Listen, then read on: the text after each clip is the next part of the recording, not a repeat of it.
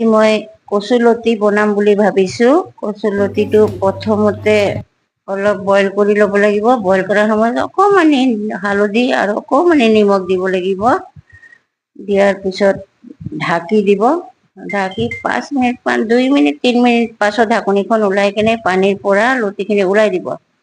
তাৰপিছত আকৌ কেৰাহীটো বহাই কিনে তাত তেল দিব, অলপ বেছিকে তেল দিব। তাৰপিছত পিঁয়াজ দিব।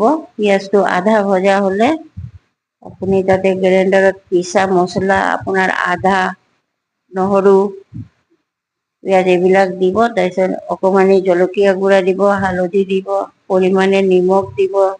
দিয়াৰ পিছত ভাজিব দেই, অলপ 5 মিনিট মান ভাজিব। ভজাৰ পিছত আপোনাৰ কচুলতিখিনি দি দিব। লতিখিনি দিয়াৰ পিছতো আপোনালোকে অলপ দেৰি ৰাখিব লাগিব, ভালকে ভাজিব লাগিব, তাৰ পানীটো যাব লাগিব। আমিতো এনে খাওঁ, কিন্তু আপোনালোকে যদি পাৰে, আপোনালোকে যদি শুকান মাছ খায়, শুকান বা কেঁচা মিছা মাছ, সেইটো দি কেনে আপোনালোকে ভাজি খাই চাব পাৰে। আমি এনেকে মানে মাছ নোহোৱাকে এনে বনাইছো। আমি এনেকে খাওঁ। আপোনালোকক কৈছো, যদি আপোনালোকে শুকান মাছ খায় মিলাই দিব পাৰিব।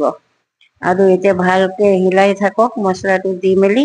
তাৰ পানীটো যোনটো ওলাইছে, পানীটো শুকাই গলে নমাই দিব। সেনেকে বনাই কিনে খাই চাবচোন ৰাইজ, কেনেকে হয়, কেনেকে লাগে সোৱাদ।